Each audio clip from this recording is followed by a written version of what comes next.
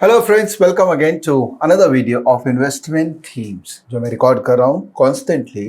मज़ा आ रहा है, आपको भी मज़ा आ रहा होगा। दोस्तों, आज हम लोग बात करेंगे ग्रीन हाइड्रोजन पे और it is an extension of the couple of videos जो मैं रिकॉर्ड किया हूँ इन दिनों पावर को लेके। जैसे लास्ट टाइम मैंने विंड पे बात की थी, उसके पहले मैंने सोलर पे बात की थी। तो आज मैं इस पे काफ़ी पढ़ रहा था। एक्चुअली लास्ट वीक में मैंने और मेरी टीम ने काफ़ी पढ़ाई की ग्रीन हाइड्रोजन को लेके। तो we just thought that we should talk about green hydrogen because the power of future, जो एनर्जी सोर्स ऑफ फ्यूचर जो है वो ग्रीन हाइड्रोजन है।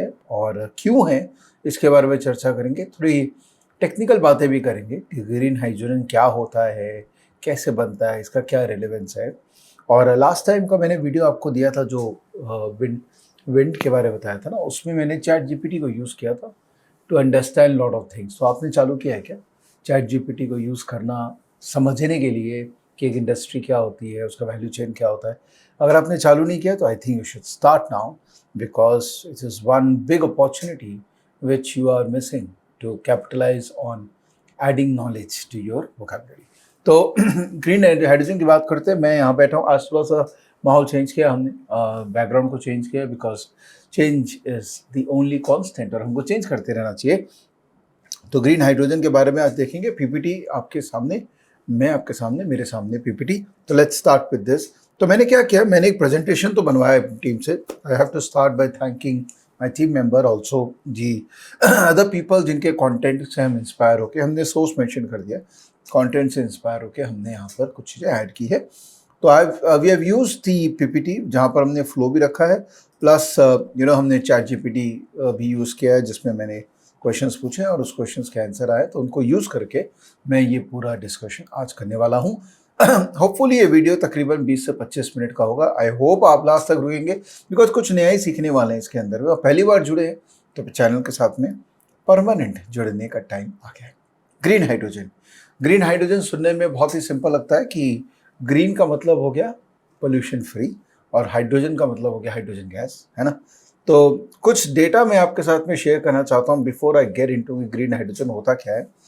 रेन्यूएबल एनर्जी जो कि बहुत बड़ा बास्केट है, और अपन लोगों ने जब एनर्जी की बात की थी चालू तो अपने कहे थे कि रेन्यूएबल बहुत बड़ा ग्रोथ है आने वाला 10 साल 20 साल में, और ये इंडिया में नहीं, ये ग्लोबल रीजन है इनके ग्रोथ होने का। तो इंडिया जो है it's a fourth global for total renewable power capacity, fourth in wind power capacity, fifth in solar power capacity, or India became the president. It is the presidency of 13th Assembly of International Renewable Energy Agency, which is a very important agency, which is a aggregation of all the various countries, and India has become the taken the presidency of that. So definitely एक important होता है because अगर आप lead कर रहे हैं इस तरह की ऑर्गेनाइजेशन को तो आपसे एक्सपेक्टेशन होती है कि आप बहुत कड़ा इनिशिएटिव लेंगे ताकि आप एग्जाम्पल अपने आप को सेट करा सके।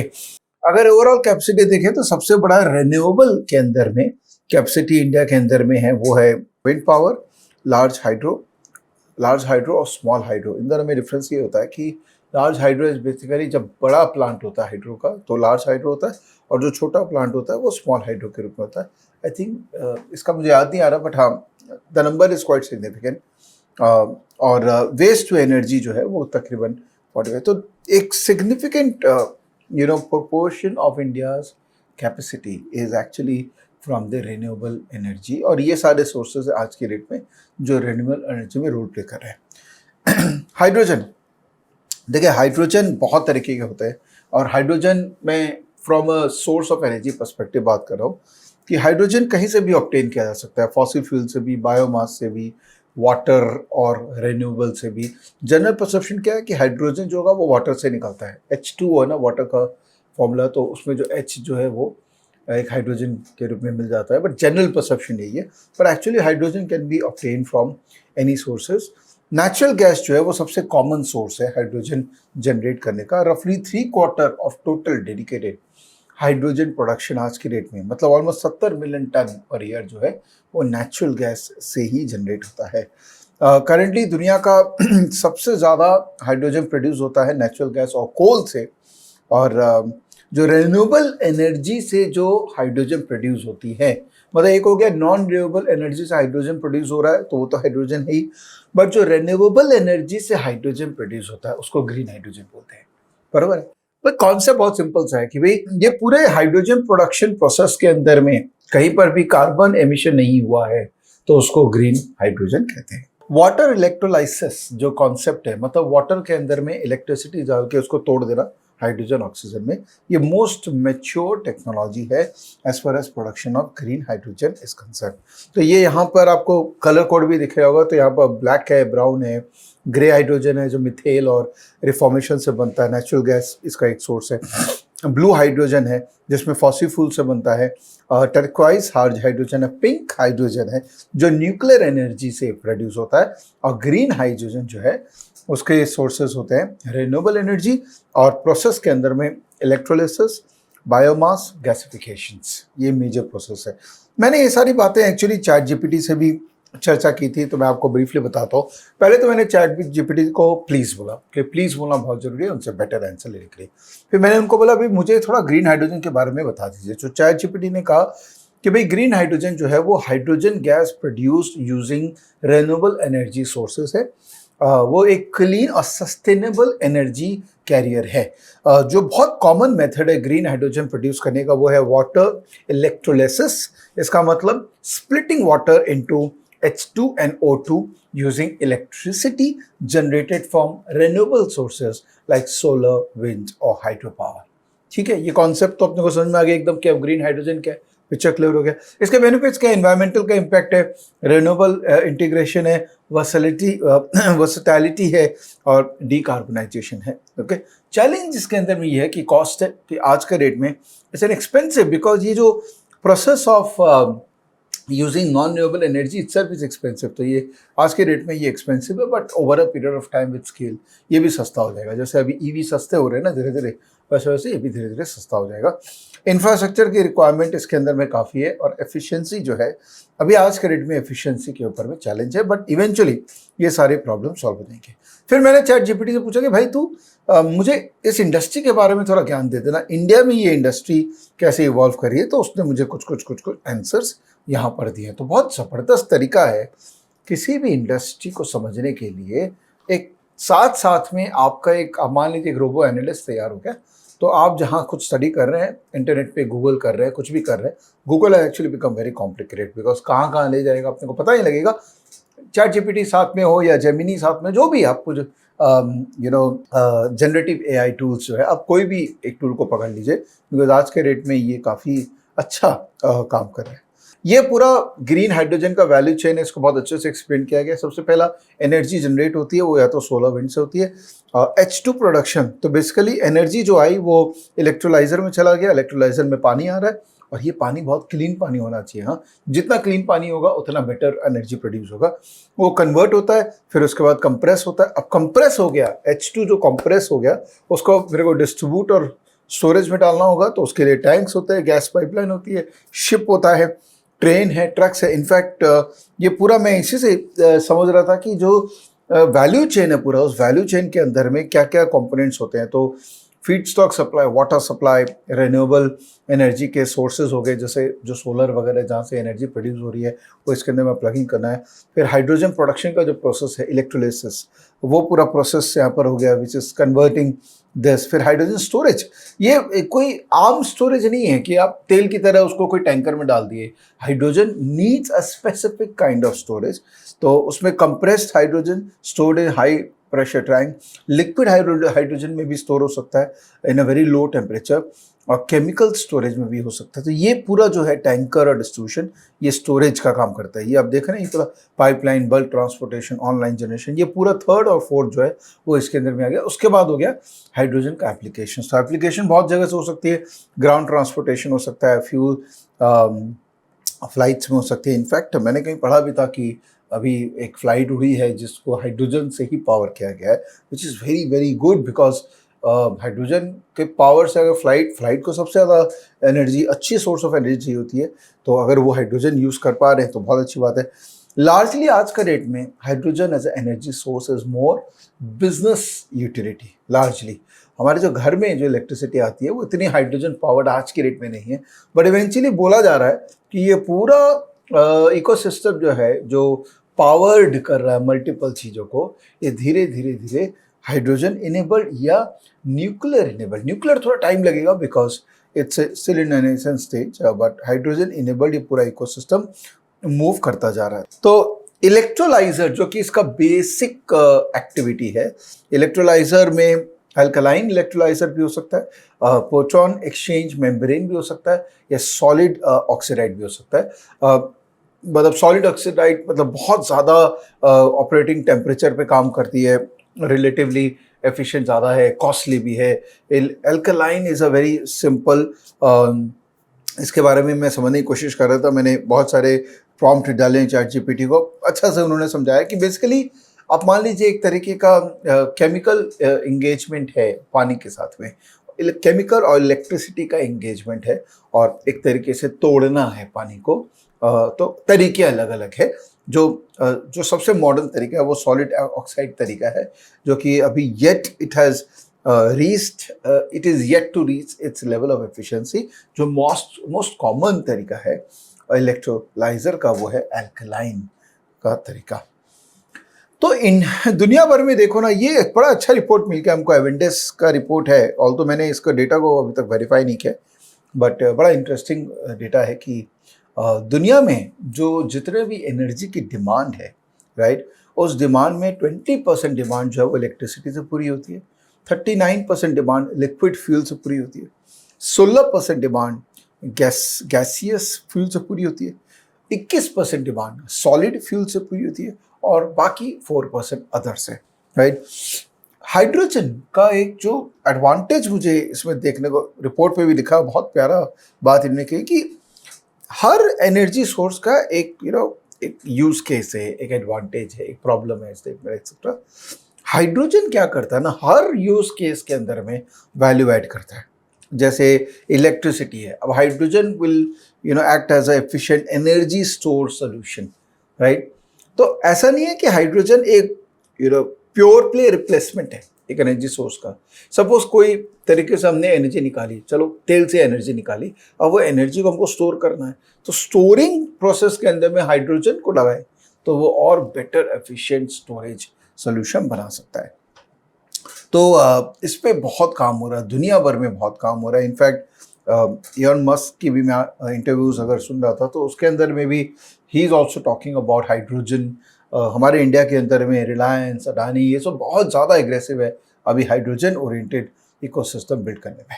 ग्रीन हाइड्रोजन का पोटेंशियल है कि तकरीबन 20% ऑफ ग्लोबल CO2 एमिशन को कम कर सकता है, और ये मैथमेटिकली प्रूव हुआ है। एवेंडस ने अपने रिपोर्ट में ये चीज़ मेंशन की है कि नॉर्मल हाइड्रोजन से जो हम प्रोड्यूस करते हैं टोटल कार्बन, राइट, और उसको अगर हम ग्रीन हाइड्रोजन के बेस पे उसको देखें तो तकरीबन हम जो भी जितना भी हम प्रोड्यूस करते हैं कार्बन एमिशन, उस कार्बन एमिशन का 20% हम आराम से रिड्यूस कर सकते हैं, which is also a very important subject matter because global warming is real. ये हम सबको हमारे निजी जीवन में हर्ट कर रहा है। तो any initiative which makes earth more I would say environmental friendly energy sources will definitely get a lot of attention, limelight, and इसका ये जो स्टोरी है ना, ये 5 साल 6 साल की स्टोरी नहीं है, ये 50 साल की स्टोरी है, 100 साल की स्टोरी है। तो अगर आपको किसी भी हाइड्रोजन, ग्रीन हाइड्रोजन ओरिएंटेड कोई भी स्टॉक या कंपनी या एक स्टार्टअप या इस तरह का मिलता है जो इस पे काम कर रही है, हो सकता है आपको 1 2 3 साल का रिटर्न नहीं जनरेट करके दे, but these are all binary stories. जो 0 to 1 वाली स्टोरीज है ना, उसमें ये कैटेगरी डेफिनेटली आता है। India offers an opportunity of almost $21-25 billion across value chain by 2030। देखिए 2030 तक गवर्नमेंट ने काफ़ी टारगेट्स बना रखे हैं, खासकर in the domain of electrification of transportation. तो hydrogen definitely is one of the important method of providing energy. तो ओवरऑल इस इकोसिस्टम को हम देखें तो तकरीबन $125 बिलियन का अपॉर्चुनिटी उस टाइम तक अवेलेबल है। गवर्नमेंट ने काफ़ी इनिशिएटिव्स लिए, जैसे one of the initiative of government is site project SIGHT, जिसके अंदर में गवर्नमेंट ने तकरीबन 20,000 करोड़ का अलॉटमेंट किया है for various activities in this domain of green hydrogen.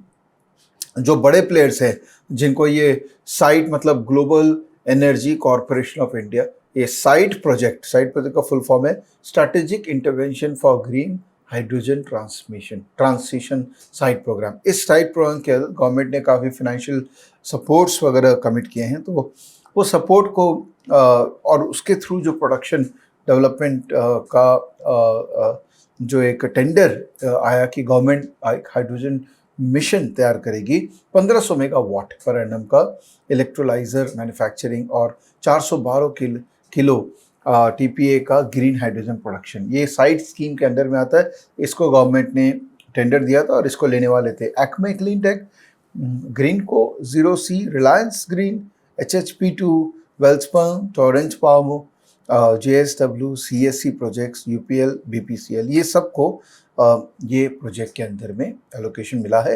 And these are the companies, Reliance electrolyser जो कि इलेक्ट्रोलाइजर प्रोजेक्ट के अंदर में लगा हुआ है, रिलायंस, जॉन कॉकरेल ग्रीन को, LNT electrolysers, Adani new initiatives, OEM operators, ये सारी एडवांट इंफ्रा, ये सारी कंपनीज हैं जिनको इंसेंटिव मिले हैं साइट प्रोजेक्ट के अंदर में। तो इंडिया का सिनेरियो ऐसा है कि आज की डेट में most of the hydrogen India में जो प्रोड्यूस होता है वो मिथेन फॉर्मिंग से प्रोड्यूस होता है। It has a dominant user, India is the dominant user of hydrogen and largely ये जो इंडस्ट्रीज़ है, मैंने कहा था इंडस्ट्रीज ही यूज़ करते हैं हाइड्रोजन को। अभी ये रिटेल लेवल पे इतना पेनिट्रेट नहीं हुआ है। और I think the most relevant application of hydrogen in India will be transportation and apart from the industrial usage जो कि अभी ऑलरेडी हो रहा है। ग्लोबल सिनेरियो देखें तो water electrolysis 4%, coal gasification 18%, oil reforming 30% और नेचुरल गैस और मिथेन से जो रिफॉर्म्स जिससे हाइड्रोजन प्रोड्यूस हो रहा है वो है तकरीबन 48%। So most of the hydrogen is still produced from fossil और नॉन रिन्यूएबल सोर्सेज।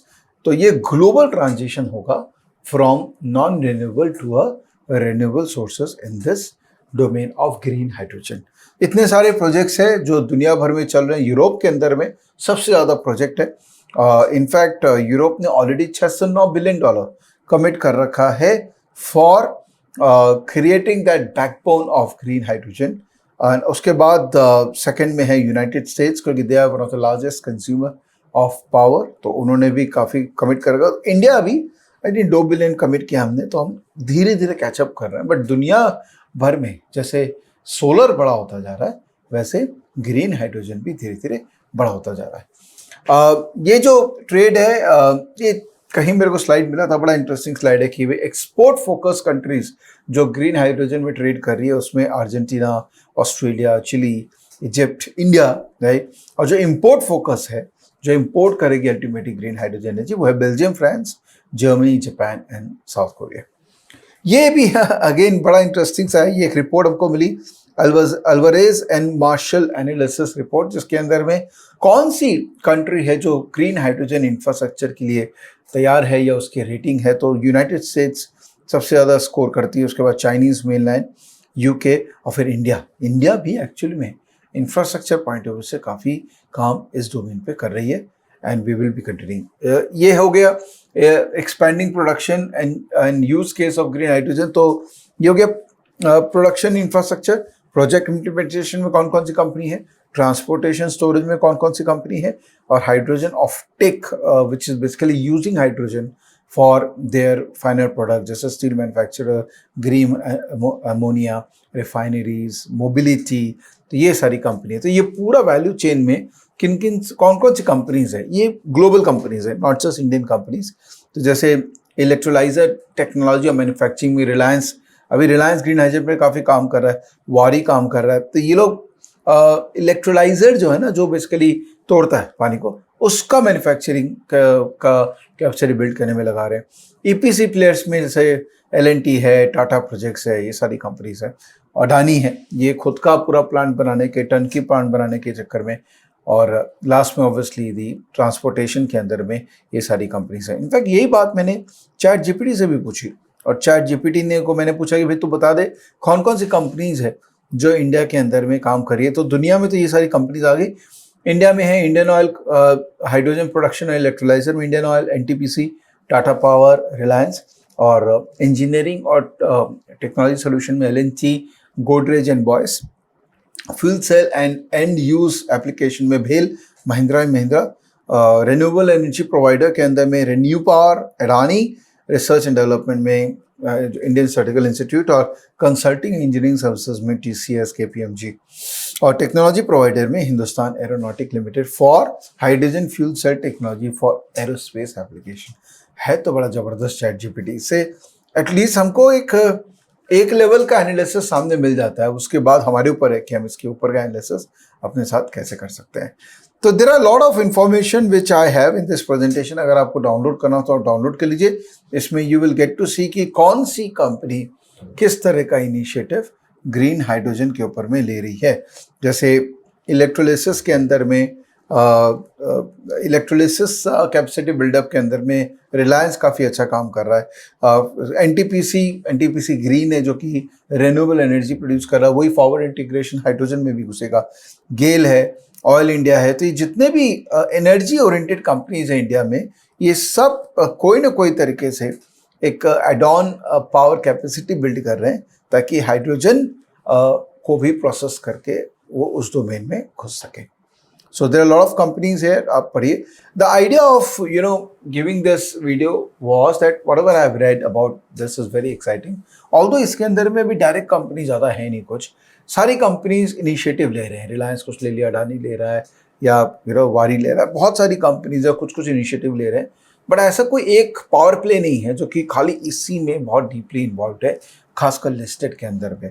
जैसे एंसिलरी के अंदर में अब जैसे ट्रांसफॉर्मर है तो एबीबी है, हिताची है, हीट एक्सचेंज है तो थर्मैक्स है, अनुप है, गैस कंप्रेशन बनाने में इंदरसोल है, एलगी है, ट्रांसपोर्टेशन में मैन इंडस्ट्रीज है, वेल्सपन कॉर्प है। बट इनका अभी revenue from this segment of green hydrogen is very very miniscule. So let's use this video only to learn about green hydrogen.